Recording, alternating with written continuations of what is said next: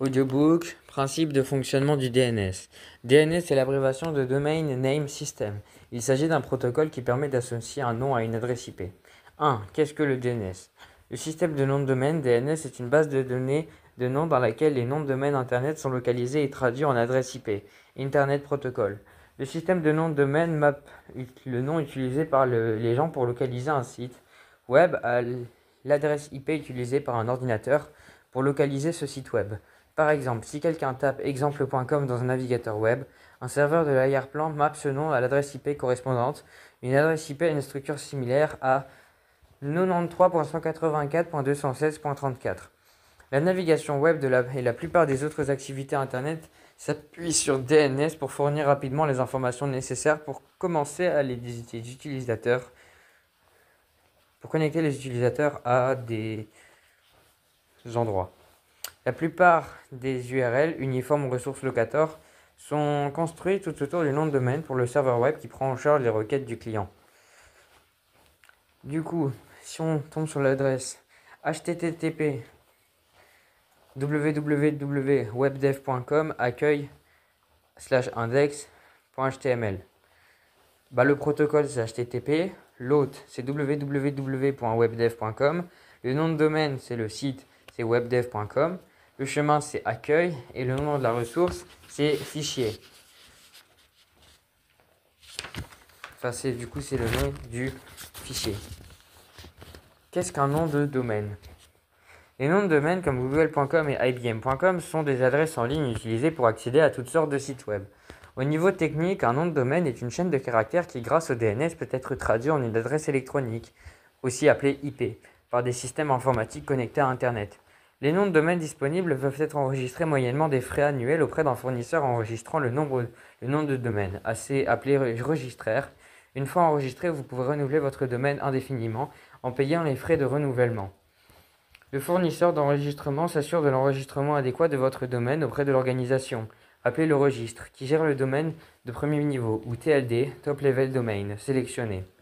Le titulaire, personne physique ou morale qui enregistre au nom du domaine, qui va à un registraire accrédité par le registre pour gérer le domaine du titulaire, qui crée un registre, stocke les enregistrements y compris des serveurs de noms qui font autorité. Comme chaque registre fixe ses propres tarifs, le coût de l'enregistrement d'un domaine peut varier en fonction du TLD. 3. Que sont les serveurs de noms? Les serveurs de noms sont des carnets d'adresses de l'Internet et contribuent de manière essentielle au bon fonctionnement du DNS. Tout comme votre carnet d'adresses personnel peut contenir l'adresse et le numéro de téléphone de vos amis Adrienne, James et Suzanne, les serveurs de noms contiennent des renseignements sur le site web et l'acheminement du courriel sur les noms de domaine comme chesadrienne.com, jamesco.net et barsuzanne.com. Contrairement au carnet d'adresses que vous avez peut-être chez vous, les serveurs de noms sont entièrement électroniques et sont souvent gérés par des fournisseurs de services, tels que Google ou Amazon. Chaque serveur de nom peut contenir des données pour plusieurs domaines, parfois même des millions. Pour son bon fonctionnement, chaque nom de domaine doit définir les serveurs de noms faisant autorité. Ce sont les serveurs de noms qui sont activement utilisés selon le registre. Ces serveurs de noms répondent à la question suivante. À qui dois-je m'adresser pour savoir où est hébergé mon site web ou mon courriel? Votre domaine utilise au minimum 2 serveurs de noms pour éviter les problèmes éventuels et peut supporter jusqu'à 8 serveurs de noms.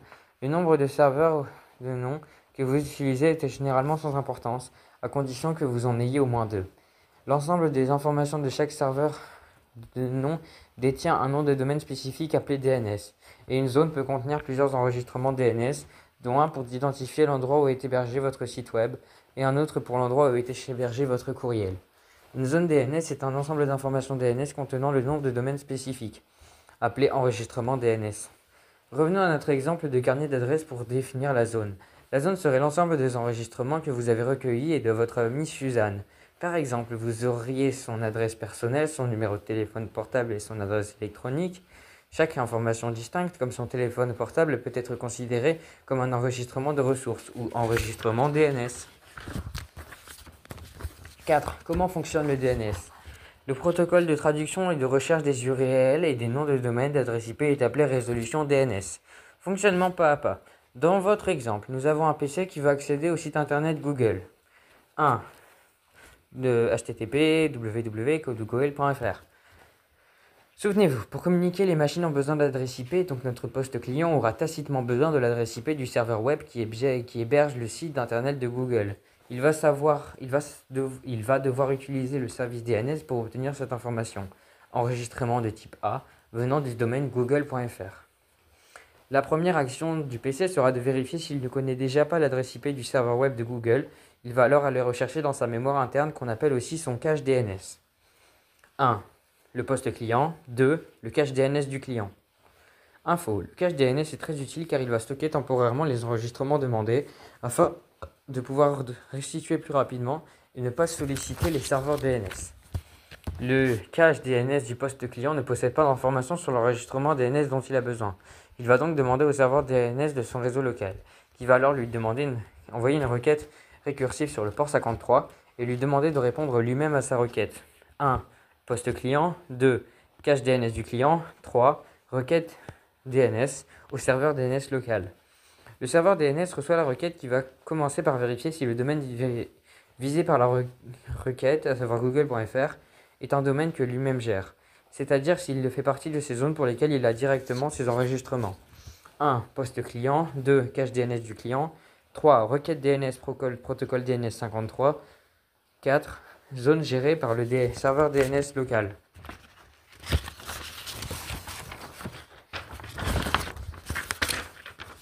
Le serveur DNS local ne gère pas la zone google.be.fr. Il va donc vérifier dans son propre cache DNS s'il n'a pas déjà l'information recherchée, à savoir l'adresse IP du serveur web de Google.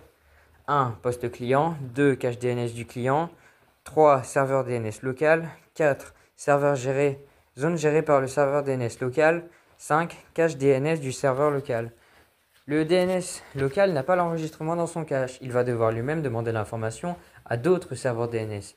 Il va devoir reparcourir l'ensemble du nom de domaine de Google en partant de la droite pour trouver la réponse.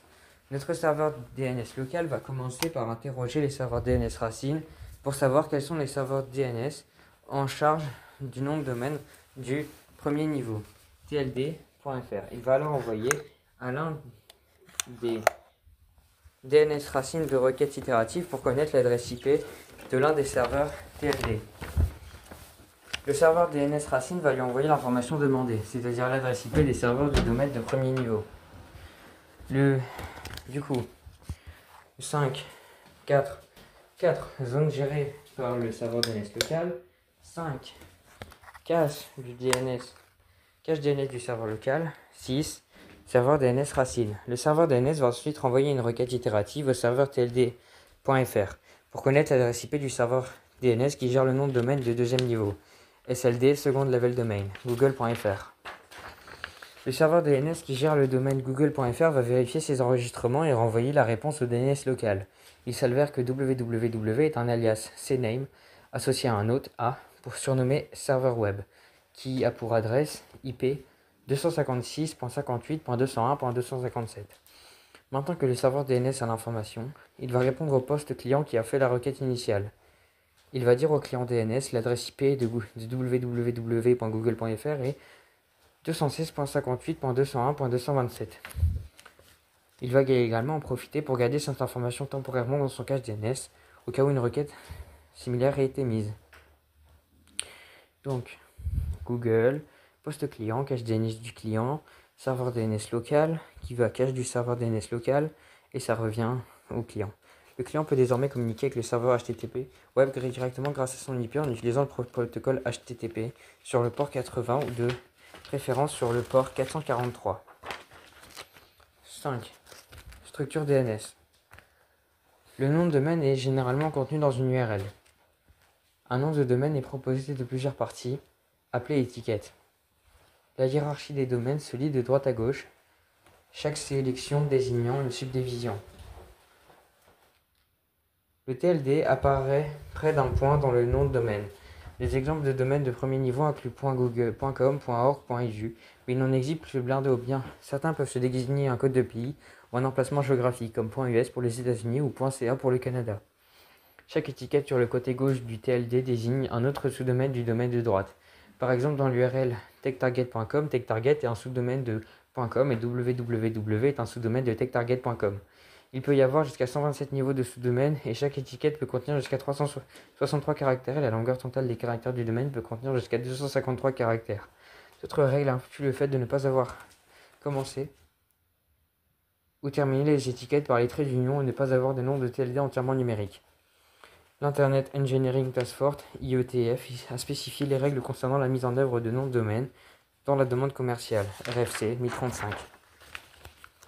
Type de requête DNS. Les types de requêtes DNS suivants sont des principaux qui ont lieu à différents points de la résolution DNS. Les requêtes DNS récursives sont celles qui ont lieu entre le serveur récursif et le client. La réponse est fournie et soit la résolution du nom complet, soit un message d'erreur indiquant que le nom est introuvable. Les requêtes récursives se terminent soit par une réponse, soit par une erreur. Les requêtes DNS itératives ont lieu entre le résolveur récursif, qui est un serveur DNS local, et les serveurs non locaux, comme les serveurs tacites, comme les serveurs racines, TLD et faisant autorité. Les requêtes itératives n'exigent pas une résolution de nom. Les serveurs de nom peuvent à la place répondre par une référence. Le serveur racine renvoie le serveur récursif au TLT qui le renvoie à un serveur faisant autorité. Le serveur faisant autorité fournit le nom de domaine au serveur récursif s'il le possède. Les requêtes itératives aboutissent soit à une réponse, soit à une référence. Les requêtes non récursives sont celles pour lesquelles le résolveur récursif saurait déjà où trouver la réponse. La réponse est soit mise en place en cache sur le serveur récursif, soit sur le serveur récursif, c'est ignorer les erreurs racine et TLDC et accéder directement à un serveur faisant autorité spécifique. Il n'est pas récursif car il n'y a pas besoin et donc aucune demande de requête supplémentaire. Les requêtes non récursives sont résolues à la réponse. Si un résolveur récursif a mis en place un cache d'adresse IP d'une sélection précédente et sert de cette adresse lors de la requête suivante, cela est considéré comme une requête non récursive. Dans le protocole DNS de base, un client envoie une requête récursive au résolveur récursif qui effectue ensuite une série de requêtes itératives aboutissant à des références à la requête itérative suivante. Finalement, la requête est envoyée au serveur faisant autorité qui, si le résolveur récursif sait qu'il n'en trouvera pas qui trouvera la réponse, effectue une requête non récursive pour la récupérer. Les informations sont ensuite stockées pour le résolveur récursif, voire la section mise en cache DNS, afin qu'une requête non récursive puisse les récupérer ultérieurement. 8. Type d'enregistrement DNS courant. Les enregistrements DNS sont des informations recherchées par une requête. Selon la requête, le client ou l'application, différentes informations sont requises. Certains enregistrements sont obligatoires comme l'enregistrement A. Il existe de nombreux types d'enregistrements DNS, chacun ayant son propre objectif pour indiquer la manière dont une requête doit être traitée. Les enregistrements DNS courants sont les suivants. Un enregistrement, ça veut dire l'adresse contenant l'adresse IP et d'un domaine. Les enregistrements A s'appliquent uniquement aux adresses IPv4. Les adresses IPv6 ont la place des enregistrements AAAAA qui utilisent des formats plus longs. Les adresses IPv6, la plupart des sites web n'ont qu'un seul enregistrement A, mais certains sites sont plus grands et en ont plusieurs, ce qui facilite l'équilibrage en charge en fournissant différents enregistrements A à différents utilisateurs en cas de trafic intense. Enregistrement NS. Ces enregistrements de serveurs ont des noms pour lesquels le serveur faisant autorité est responsable de disposer de toutes les informations sur un domaine donné. Souvent, les domaines disposent à la fois de serveurs de noms principaux et de secours pour accroître la fiabilité et plusieurs enregistrements NS sont utilisés pour leur adresser des requêtes. Enregistrement TXT. Les enregistrements TXT permettent aux administrateurs de saisir du texte dans DNS. L'objet principal étant de mettre les notes visibles par l'homme dans le DNS, mais aujourd'hui les notes visibles par machine y sont souvent placées. Les enregistrements TXT sont placés pour configurer la propriété du domaine, sécuriser les emails et lutter contre les spams. Enregistrement CNAME. Il existe des noms dans le canonique utilisés à la place d'un enregistrement A lorsqu'il existe un alias. Ils permettent de réessayer la requête de la même adresse IP avec deux domaines différents. Un exemple serait dans l'URL searchsecurity.techtarget.com ou le cname-target.com. CNAME DNS Record Request Sequence. 1. From Client. 2. DNS Recursive Resolver. 3. DNS Route Name Server. 4. DNS Top Level Domain Name Server. 4. TechTarget.com Authoritative Name Server. Ensuite, Search Security TechTarget.com Authoritative Name Server. et grâce au CNAME. Comment le DNS augmente-t-il les performances web? Les serveurs peuvent mettre en cache les enregistrements ou adresses IP qu'ils reçoivent les DNS durant une durée définie. La mise en cache favorise l'efficacité, permettant au serveur de répondre rapidement la prochaine fois qu'une demande pour la même adresse arrive. Par exemple, si tout le monde dans un bureau doit accéder à la même vidéo de formation sur un site web particulier le même jour, le serveur DNS n'aura qu'à résoudre le nom qu'une seule fois, puis il pourra répondre à toutes les autres requêtes à partir de son cache. La durée de conservation du dossier, également connue sous le nom de durée de vie, TTL, est définie par les administrateurs et dépend de divers facteurs. Des périodes plus longues réduisent la charge sur les serveurs et des périodes plus courtes garantissent les réponses les plus précises. Mise en cache DNS. L'objectif de la mise en cache DNS est de réduire le temps nécessaire pour obtenir une réponse à une requête DNS. La prise en charge permet au DNS de stocker les réponses précédentes aux requêtes plus près des clients et de leur transmettre les mêmes informations plus rapidement lors de la prochaine requête. Les données DNS peuvent être prises en cache à plusieurs endroits. Parmi les plus courants, citons les suivants. DNS Cache Link Flow. Alors d'abord, on retrouve le web browser qui a un mini cache dans le PC du client et le DNS Resolver dans le PC du client avec le cache local. Ensuite, l'Internet Service Provider avec un résolveur de DNS avec le cache local et ensuite la récursive recherche de DNS.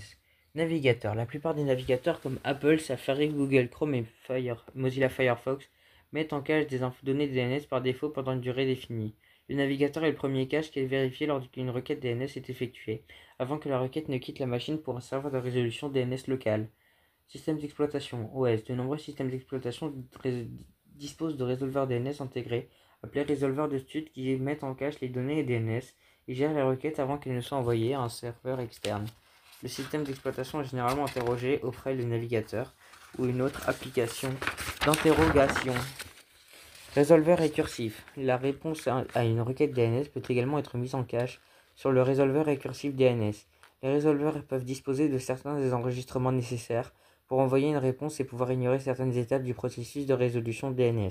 Par exemple, si le résolveur a des enregistrements A mais pas des enregistrements NS, le résolveur peut ignorer le serveur racine et interroger directement le serveur TLD. 10. Sécurité DNS. Le DNS représente quelques vulnérabilités qui ont été découvertes au fil du temps.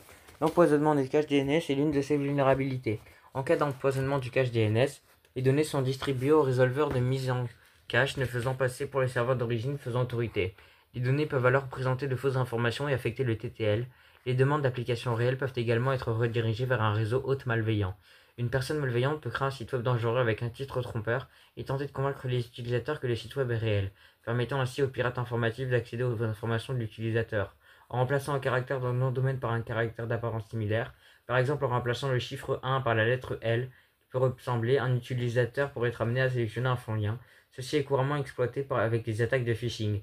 Les particuliers peuvent utiliser les extensions de sécurité DNS pour la sécurité. Ils prennent en charge des réponses signées cryptographiquement. 11. Brève histoire du DNS.